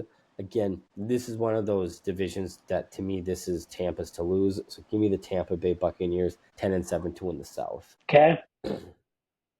Well, you don't think Michael Penix Jr. might be okay as long as he's He got might be Bijan okay. Robinson, then Drake London. He might be okay. Bijan Robinson is solid. I just question what they're doing because I question Atlanta's ability to run a team a little bit, I think, because with what I've heard, they haven't even reached out to Kyle Pitts about picking up his fourth year option or a possible extension. So this could be their way of saying, hey, you're great, but we want to try get you off our books so that we can just kind of start New Orleans Yeah. Saints and start over from So scratch. then, I don't know. That's kind of so yeah, so NFC South and Tampa is kind of a shoe in for winning it because Baker Mayfield is, that's now his home. yeah. They also do have a really good team. So then you got Atlanta, New Orleans. You really think they're going to go 2-15, huh? I mean, and again, like I I said, if mean, I'm being completely honest, that is me being being generous. I mean, think about the schedule. Arizona, they might be able to put up a game against Arizona in week 1, but I think Arizona is a better team. San Francisco, if they're 100% healthy, is going to run over them. Spencer Rattler is New Orleans quarterback. Yeah, Is that as of right now. yeah? And then they got And to then go Shu and is then they got Shook or whatever is number 2, the rookie. yeah. Then they got to go to It's Seattle, to Buffalo. Yeah, it's gonna be. They But they have Chris they hosted Olave, they Giants. have Alvin Kamara, they have pieces to not Yeah, they play do, that but I just don't terribly. think they have enough. I mean, maybe they can beat the Five Chicago in wins. Chicago. Play. I mean, I was gonna say maybe they beat Tennessee in game week 17, and then maybe Atlanta's out of the mix by game 18, so that's their win. But they don't have a great schedule. Like I said, they go to Seattle, Buffalo, Yeah, Chicago, LA, Carolina, Miami, Tampa Bay. Maybe they beat Miami too. But I think this is a team that is teams should start calling them for their first overall pick if they want the number 1 overall pick because that's the New Orleans Saints are who's going to own that pick. yeah, yeah. Well, I just have Chris Olave and Alvin Kamara, so I'm going off of bias. Would like for them to perform a little bit better than 0 or 2 wins. Well, Um, and the unfortunate thing but too is you Tampa's the can king. go. Yeah, yeah, Mhm. yeah. That's all good, man. I love. It's incredible. We're already here. We're like how many days? 13. Gosh, until the season starts? No, the season Yep. starts next Thursday, so 8 days. But yeah, I mean, if there's any consolation for you as an Olave and Kamara owner, it's one of those things where like you can have good guys on bad teams, and even if the Saints start 0-7, 0-8, Olave and Kamara are guys that are good enough to capable of getting you, 15 to Points. 25 points a game. Yeah, exactly, and have their team still lose because again it's a team sport. So yeah, that's what we got for the NFC. So real quick kind of playoff recap for me. I got San Francisco grabbing the 1 spot with that 13-4 record. That's us in the 2 spot with the 12-5 record. Washington in the 3 spot winning their division at 11-6. And then Tampa Bay in the 4 spot with their winning the South at 10-7. And then I got Philly going to Tampa Bay with their 10-7 record. Detroit at 6 with their 10-7 record going to Washington for a fun little rematch from last year. And then my last in, I actually have Arizona sneaking into the last spot, beating out the tiebreaker with the Green Bay Packers, playing the Minnesota Vikings in the first round of the playoffs. And So that's that's how I got that's the the way. That's the yeah. That's the way it was. That's the way you do it. I want to say it's going to be the Washington Redskins against the Pittsburgh Steelers for the Super Bowl. for the whole enchilada. The whole So help enchilada, me the God. whole. Well, I All right, mean, it's and always then fun. I mean, I think we're bigger NFC fans because the Vikings are in it, and we play more NFC teams. So maybe we can just go through the AFC a little bit quicker. Honestly, the East and the North were pretty easy and pretty simple for me. The East, I went Buffalo. The Buffalo Bills have one of the easier schedules. I think they got better on the defensive side of the ball. And Josh Allen, I think, is going to be playing still at an MVP caliber level. So I got Buffalo in the one, winning the East with a 14-3 record. New England again making that jump to 9-8. The Jets going 8-9, and then Miami going 5-12. I don't think Tua is a starting quarterback by the end of the season, and I don't think Tyreek Hill is a Dolphin by the end of the season either. Hot take. It's a hot You think take. so? Tyreek Hill being traded. Yeah, I don't know if it's gonna be Miami just being like, we're 0-8, fire Mike McDaniel and see where you go from here, or if it's Tyreek being like, yo, I'm done. What if I don't Kansas know. City is? What if Kansas City is sick of Xavier Worthy? You do a little swap. Actually, I was just thinking about You that know, because and some picks. Yeah, and Rasheed Rice's ability to not hit his girlfriend got him suspended for the first 6 games. So if you're Kansas City, Right. is it worth calling up Miami and saying, hey, like kind of like what we did with Tyreek, we love Thielen for you. an We still insurance love policy? you. So that's the only thing that otherwise Tyreek stays in Miami. I feel like if Tyreek's going anywhere, expect Casey. Yeah. How do you got the East shaken out? Kind of similar, different? Yeah, I mean Buffalo's going to be number one. Josh Allen is a Mm-hmm. beast. He, like what you were saying, he's one of the best. He is one of the best quarterbacks from the last five years or so, and I would say right now in any specific order, top three quarterbacks are Lamar Jackson, Joe Burrow, Josh and Allen. Josh Allen. And I would be okay with any version of that. They're that Can you? good. I get it, but can you put Patrick Mahomes still there? I get the whole. I Man, know. I right, got. I right know. I after know. last year, It's like I want Travis to Kelsey and because he's Taylor going. Swift. We don't care. Great when you're super, but Josh Well, and it's Allen, one of those Lamar things where Jackson, Joe Burrow for sure. And it's one of those things that right now I feel bad I can't put him at 4 because by the end of his career, he is going to be an all-time great like Tom Brady. But just Mhm. after the egg in the Super Bowl, after how he played last year, I can't in good faith put him at 4. I don't even know that I would put him in the top 5 after last year. Yeah. Well, you I get don't know. older, and he could it. We be past his prime? We'll find out. But he's what 30 Could now? 30 or 31. 31. So 30 we'll or see. 31. So Kansas City yeah. will still be a team to beat. I mean, you got the Yeah, I Swifties, yeah, I you mean got how the Kelseys, you got he's only 29. yeah. He's only 29. Wow. Younger than we thought. So, all right. So that's how I got the going. The North, I think that 1-2 punch of Lamar Jackson and Derrick Henry. Kyle Hamilton is now the highest paid safety in the game. They got guys on all three levels on the defensive side. I think they're going to go 15-2. I got the Cincinnati Bengals right behind them, just not being able to keep up with them because their defense is just not. Their defense, I think, is going to get incrementally better as the season goes on. But I got them like right at their heels at 13-4. Talked about this earlier. I got Pittsburgh at a respectable 8-9, and then Cleveland. They're going to be fighting with the Las Vegas Raiders and the New Orleans Saints for that number one spot at 4-13. How do you see that one shaking out? So you're going Do you AFC actually? North and AFC West. So, but also predicting no, the Raiders are going to be good. The Raiders are going to be really good. I don't Geno think so. Smith, I'm let's go. not a big. I know he's solid. I just don't know that he's the answer for that team. That team last Well, year with no quarterback, he could be, but no. So sorry, I didn't do the North and the West. I just did the North with making a comment about a team from the West. no, yeah. So, but that's also a team that can flirt with I just beating want Kansas City.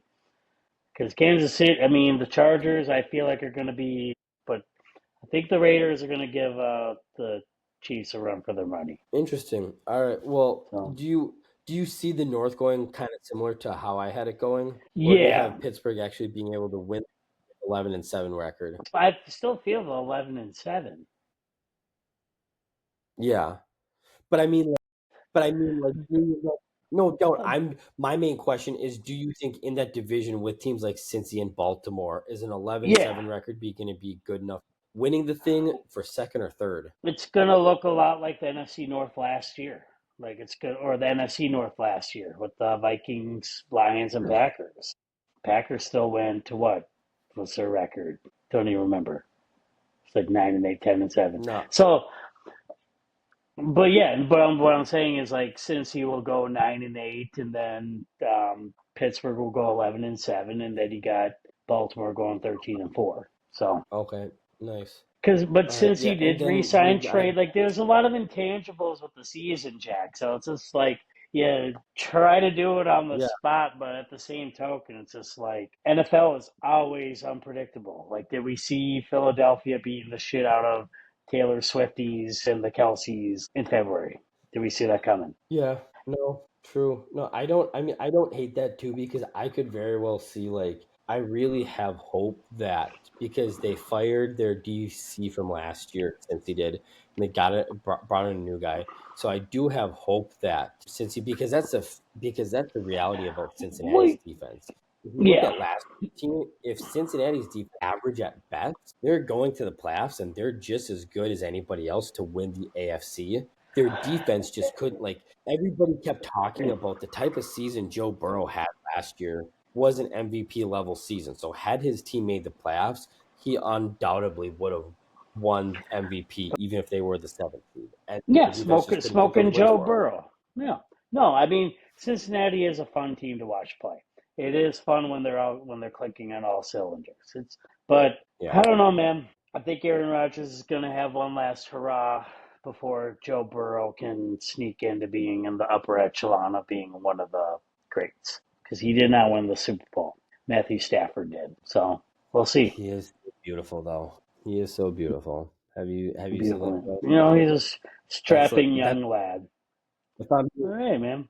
if I'm being real, that's my Taylor Swift. Okay, there you go. I guess I kind of already touched on it, so we can just hop on over to the AFC West. Like I said, I'm not a huge Geno Smith guy. I think he's a fine player. I just don't think that he's the answer for that team. I question their defense a little bit, so I think they're going to be in last at 6-11. Other than them, I think the AFC West for the first time in a long time is going to be very competitive. I got both Denver and the LA Chargers going 9-8. I think Denver is going to have the tiebreaker and will be the number two team, and LA will be the three team. And then Kansas City kind of taking a step back. I think, unfortunately, it's going to be hard for them to not win the division this year. But I think they're going to have a significant worse record than last season. I got them going 11-6 and having to go on the road a couple times if they're going to want to go back to the Super Bowl. How do you see that one shaking out? I see the Chargers finishing last. Really? Yeah. Lad McConkey, okay, cool. Cameron Dicker, Justin Herbert. They just don't. I feel like Geno Smith is Tickle gonna your be a little bit interesting. Oh, I'll be a Raider guy. I feel like Raiders will definitely finish better than the Chargers. But Okay. then you also have. So I think So Raiders, Chargers, or Chargers, Raiders, sorry. I want to say Kansas City, of Chargers, course. Raiders, and then who If Kansas City at two? wins, how many straight titles would it be for KC? I Like if think they win 10. again, I think if they this year win at again, this will be 10. another. Well, I think KC does win again, but I would put the Raiders at 2, and then Denver at 3, Chargers at 4. Lock it in. So say that again. Kansas City at 1. Raiders at 2, Denver at 3, Chargers at 4. Lock it in. Okay. All right. So you're a Geno Smith guy. I thought he played really well for Seattle last year. I just think Everywhere he he's going goes, to a bro. different. Everywhere he goes. Everywhere he goes. Yeah. Yeah. Everywhere he goes. And then the He's like Tupac. tricky, No matter tricky where I South. go. What? And then the AFC tricky South? South.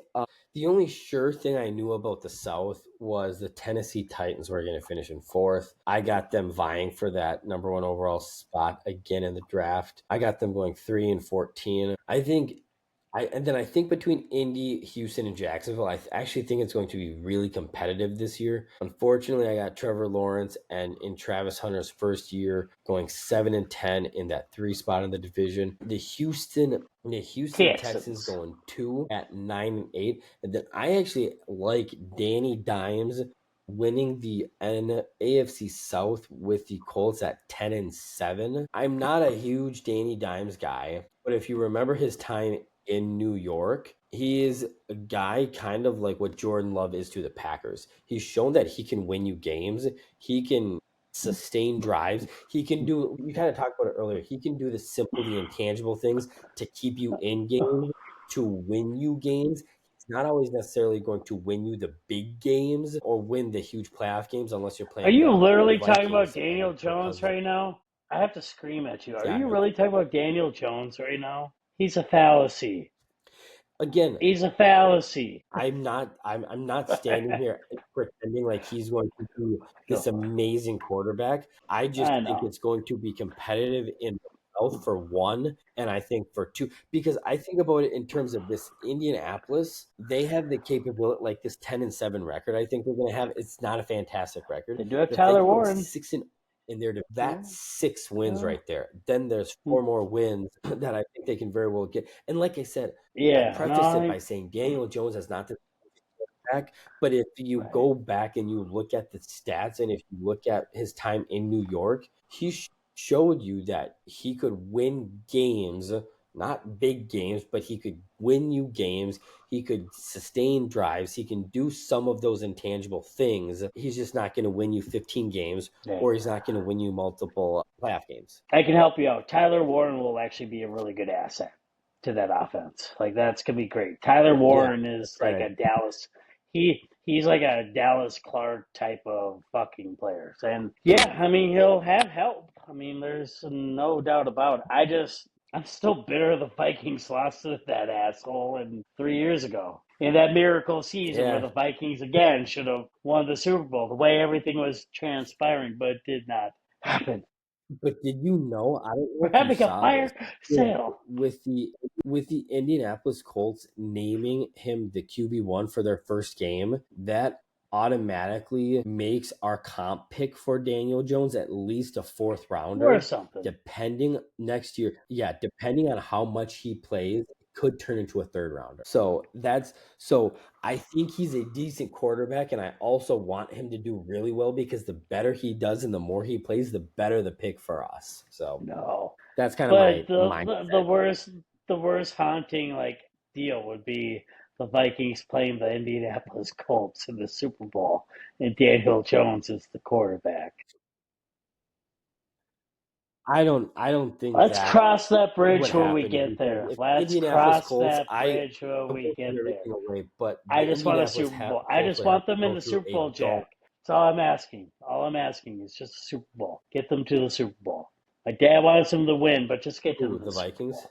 Yeah, Yeah. why not? Why can't we So ride? yeah, how do you got the South rolling up? I mean, Jacksonville has Brian Thomas, and you're talking about Trevor Lawrence. Yeah, that is going to be a messy division. Put me at Houston winning the division at like 11 and Okay. 6. Yeah, I honestly, in my opinion, I could see a case for Indianapolis winning. I could see a case for Houston winning it. It's such a If mess. anybody wants to try telling me Jacksonville or And Tennessee, what's their schedule look like too? You yeah, know what I mean? yeah, Yeah, it's gonna be so messy. But I feel like Indianapolis is gonna finish in last. To be honest, I think Indy is gonna be a last place team. really. Yeah, yeah. Then Danny Dimes isn't going to play much, and it's going to stay as a fourth round pick for us, Sam. Come on. Think about Oh the wow. greater good of the Vikings, my man. You get Darius Taylor in the fourth round. Everybody hates like Minnesota Gophers and Ariane Taylor's, or he was like it should have been a first rounder. It's gonna be Indianapolis in fourth. I feel like Jacksonville third at like 8 and 9. I feel like Indy's going to go like 5 and 12 or 6 and 11, And then you got Jacksonville. I'll wrap up here with my playoffs, and then let's wrap up with like our Viking stuff. Yeah, we can do that. Oh, capiche? Sweet. Capiche. So yeah, so that'll yeah, I agree with you. I think there's looking just really quickly before we give you guys what I got for my playoffs. I think between you know most of these divisions, most of them, and you can talk about it on it too. Most of them should be pretty competitive. I think personally some are a little bit better than others, but I think we're in for some good football. I think Vegas, Pumped. Tennessee, Cleveland, Miami, kind of like in my opinion, those four with New Orleans are probably going to be the top five teams, like top five worst teams. Other than that, I think for the most part it's going to be competitive, and anything can really happen. Pending injuries and all that kind of stuff. What are your final thoughts on just the whole thing as a whole? I was thinking about AFC title game being possibly Kansas City versus Pittsburgh. That'd be kind of fun. And then for the NFC title game, Washington against who would we love it for to be the Vikings? Would if we love it to be the Vikings, man? It would Well, be okay. fantastic. Well, we'll just cross that bridge when we get here. I just know Sir Death is going to have the most epic tailgates for the whole season. It's going to bring a lot of really good energy. Where I feel like Skull Nation, hey, can we get at least back to the NFC title game again? I Right. mean, but woo! You said 8 days, and then Gopher So football kickoff is tomorrow night. I mean, Less I than mean, in 20 hours. Let's go. I was gonna say, yeah, in less than half hour here, it's gonna be 7 days, and then yeah, it's very similar because I gave you guys my NFC. I actually went ahead and wrote down my AFC playoffs too. So needless to say, like I said, if you guys remember, I got the Baltimore Ravens just running a train on the league this year. Their 15-2 record, getting them that one spot with the bye. Buffalo getting that 2 seed with their 14-3 record. Kansas City with their 11-6 year in the 3 spot, and then the Colts at the 4 spot with their 10-7 Mhm. record as the division winner. In the 5 spot, going to Indianapolis, Cincinnati with their 13-4 record. 6 spot going to Kansas City. Interdivision matchup with the Denver Broncos at 6 with their 9-8 record, and then the New England Patriots being one of my teams, kind of with the Carolina Panthers making that jump in that 7 spot for another interdivisional matchup with the Buffalo Bills at 9-8 too. So yeah, like I said, could be super wrong, but if history proves us anything, last year, man, fuck, I should have written it. I should have written it down. Last year, it's hard to get them exact, but last year I almost did amazing. I guess like 6 of the 7 NFC teams right. One of them was like one of my last two out teams. And then in the AFC, it was a little bit more jumbled where I think I guessed like 4 or 5 right, and one I was completely off with, and one was pretty close. Did pretty good. Hopefully, we keep that trend going. Let's go. Let's row it. Row the boat, And then Skyuma. Go Gophers. for this last segment, let's go put the hat forward. Let's go, baby. I'm guessing you know how much I love, love, love my bold predictions. I'm hoping you brought a couple with you tonight, Mr. Puppy. Am I right to assume that? Bold predictions. Yeah, you ready? Let's go. How many you got? Bold predictions. Yeah, like, did you come prepared with them, or are you just coming off with the top of your head? Like, how many do you got for us? Yeah, I said the Minnesota Gophers are going to go 10-2 if you're going to wrap it up as a whole. No, no, I'm talking Vikings. Talking Vikes.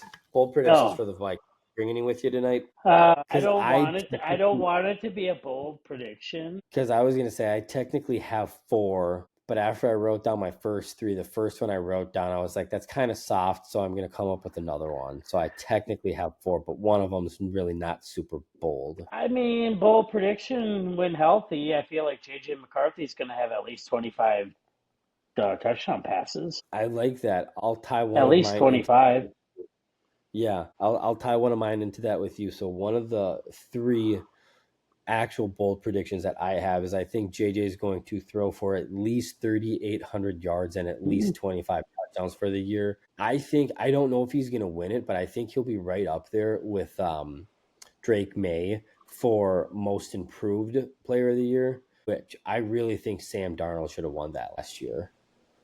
Do you have another one, or you want me to give you one of mine? I mean, I feel like Aaron Jones is going for another 1,000 yard rushing season, and that would be, I think, Really? his eighth, seventh, or eighth in his career. Yeah, I was Yeah. surprised he had 1,100 yards last year. Like, whoa, Vikings actually had a 1,000 yard rusher. Tyler Okay. Ty Chandler and fucking Alexander Madison. No, Aaron Jones went over 1,000 yards. He was 14, 1,500 yards all purpose. He was. He had a solid year last year. Yeah, there's nothing wrong with that. So So yeah, he'll it's have another funny. one.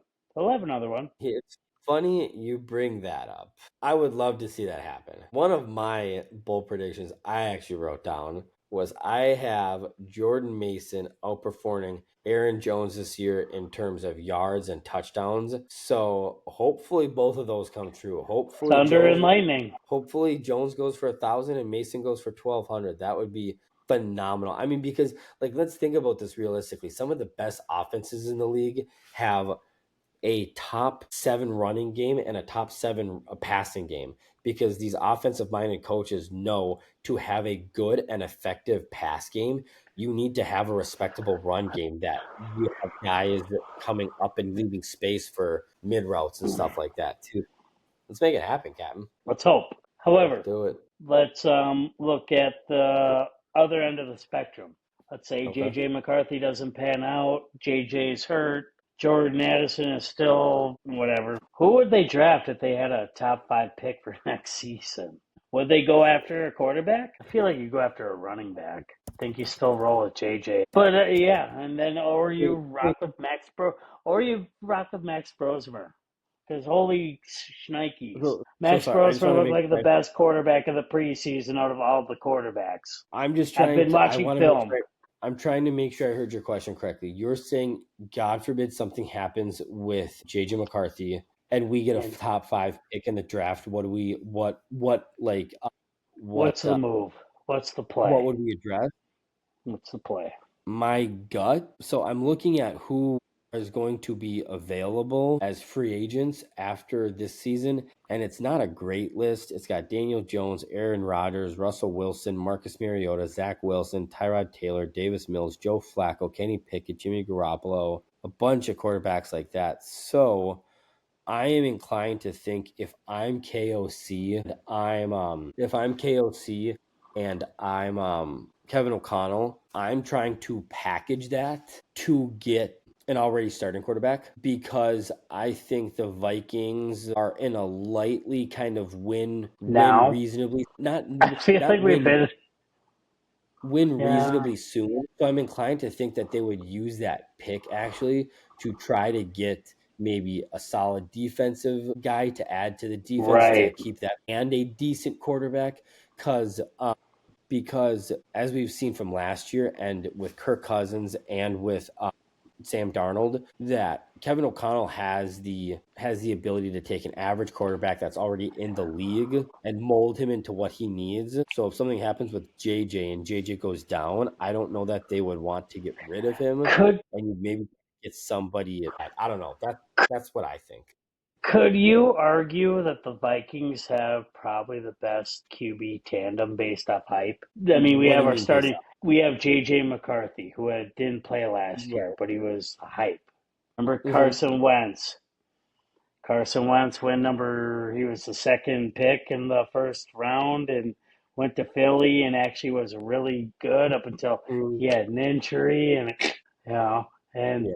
and now you have Max Brosmer, who kid from New Hampshire comes to the Yeah. Gophers, wins 9 games. That's a good question. I don't know. If I'm being honest, that's kind of a tough question to ask Very because tough if I'm being completely honest, I don't think there's ton about because like we don't know. QB3s. Like I think you usually know, and part of it for me too is the Max Brosmer. He looked solid in the preseason, but you don't know what you get. He's very similar to JJ, where it's like they look solid, they look promising. You haven't really seen him in a game setting that means anything yet, so it's like you're kind of holding your breath. Where it's like hype.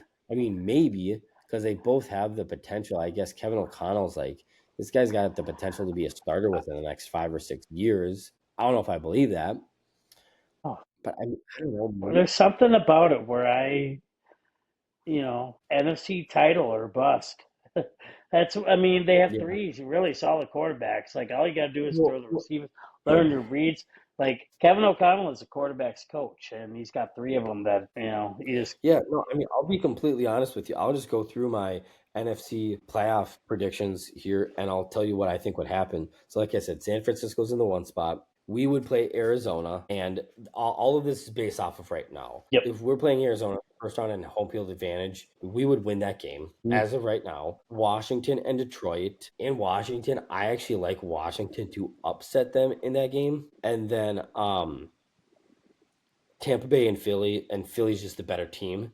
So then you would have Philly going to San Francisco and Washington coming to Minnesota. Washington coming to Minnesota favors us just slightly because it's at home. I would say it favors Washington slightly in Washington. And if I'm being completely honest with you, So we're talking divisionals on this? yeah, so if Yeah, I'm being okay. completely honest with you, I like the winner of the Minnesota and Washington game to actually win the entire thing because I Oh, think whoever can win that game to be better ready to take on a Philly team that had to go to Tampa Bay and then had to go to San Francisco and now we're hosting them, or you're playing a San Francisco team in a warm weather situation. It's not a is foregone it? conclusion. It would be doable, I think, It right can get right sloppy in now. Yeah. January in San Francisco. It can get very foggy and sloppy. So yeah, that So would turn in the Vikings' favor for sure because they did it in the '80s and you know, none of these but guys on in the Green team Bay. right now are in the 80s though. But of course, because I mean, it's all a younger crowd now, and it's all about the kids. Well, you got to teach the kids. Got No, to no, I'm teach. talking about the actual team. Talking about the guys on the actual team. They don't have that playing in the slushiness in Minnesota because they Well, didn't do that. Is yeah, what I'm yeah, saying. yeah, yeah. Not being a smart ass. No, I know. Just going off what the world does. So I'll give you my middle one. This was my first one I originally wrote down, and then I kind of thought I was like, well, it's kind of soft. I think Kevin O'Connell is going to win his first postseason game this year. And I kind of wrote it down as soft because So I'm like, well, no shit. If we win our division, we're gonna host a game and we better, win it. So, but I think it's gonna happen. I think it's gonna happen. I'm on board with any hopium involving Minnesota Timberwolves, Minnesota Vikings, Minnesota Wild, Right. but it's about that time for the Vikings to fucking score. Let's go. Right. You literally do have a very good fucking football. We do. And then I'm going to piggyback on that point right there of a really good fucking football team. I got two bold predictions that might knock your socks off. The first one, defense, because I love my defense in the NFL just as much as I love my offense. Brian Flores, with all these new additions, is going to turn this fucking defense up a notch. This defense this year is going to lead the league in sacks and interceptions. Is going to happen. The last year, the defense of Brian Flores led defense, they led the league in interceptions with 33, and they were no with 24, and they were tied for most takeaways in the league with 33. It's gonna happen again, and they were top 6 or 7 in sacks with 29 or 30, I believe. I didn't write the number down, but it was I 29 or feel 30. that too. So I feel that too I because he think, and deserves I he think that, deserves an NFL job. That's the bottom line. He deserves an NFL job, so obviously he's going to show out. It's going to be fun. and then I think, and I really like this one because I think the sack game is going to in turn help interceptions, and the interception games is going to help the sacks because as well as I know that when you're getting to the quarterback early, he's poised to throw errant Mm. shots, easy for interceptions. And if you're squeamish about those interceptions, you're holding on to the ball extra long and for sacks. So and then this one I am so excited about. And I think if it happens, it shuts up the debate that has been who is the best for the last 5 years now. There is a guy on our team, Sam, who is a freak of nature, religiously is a great offensive player, gets his guys involved, and despite how much coverage he gets, rattles off 1,000-yard seasons, 7, 8, 10, 12 plus TDs. And Mr. Justin Jefferson at the 2026 awards is going to win Offensive Player of the Year. Let's. I think it happens, and I think it's going to, like, awards like that really separate, because for the last 5 years it's been who's better, Justin Jefferson or Tyreek Hill. The next year was who's better, Justin Jefferson or Jamar Chase. How Then it was special who's was better, that? Jamar. Hey, no, I'm all about that mojo. How special was that? Because last year we were having these predictions. What was it, week 3 against San Francisco? Sam Darnold throws back to pass. There goes Jefferson. 97 yards, baby. So no, I Yeah, we I still love can't it. get to the fucking Super Bowl while we're alive there, Jack. Let's go. Let's make this the year. Come They on, will. just the They Super will. Bowl. So, like I said, in right. Oh my We'll gosh, get there. I'm Hey, so I'm on the juiced. juju. You know Let's what? You Sir know what Death the and his most fucked up tailgate. thing Let's about go. so you know what the most fucked up thing about this whole thing is too? Like, we're so jacked up right now for 7, 8 days from now, the start of the NFL season. We're gonna blink and we're gonna be talking about, I can't believe we already have NFL football in November. I can't wait to go back to all these predictions that we've had today on this It podcast. is it goes so fast. Oh, It yeah, it goes so really fast. does. So Really does. yeah, we'll wrap in recap. Kevin O'Connell to win his first postseason game in Vikings history this year. AJ McCarthy to throw for at least 3,800 yards and at least 25 touchdowns. Jay Jettis to win Offensive Player of the Year. The defense to lead the league in sacks and interceptions. And Jordan Mason to outperform Aaron Jones's 1,000-yard season, and let's call it 5 rushing touchdowns, by going with 1,200 yards. Do we say 8 rushing touchdowns? Don't hold me to these numbers, but this is what I'm hoping for. This is what I'm hoping for. But the prediction itself, I can show you, just says Jordan Mason to outperform. Oh, it's up here. Jordan Mason to outperform. Hey, we're all real here. We're all real. You and I are real. We say our picks and come follow. Come Oh, follow. Whatever. Skull. let's go. Gophers 10 Well, and 2. that's what we got. Any last word, Mr. Puppy? Said Gophers 10 and 2. We'll just go from there. We'll may see you in November. We'll see. See what happens. Probably sooner. Probably But sooner. well, yeah. But yeah, get ready, buckle up. It's going to be a hell of a season. We over at the mini weekend here are super excited. I hope you guys are excited. And with that, until next time, mini.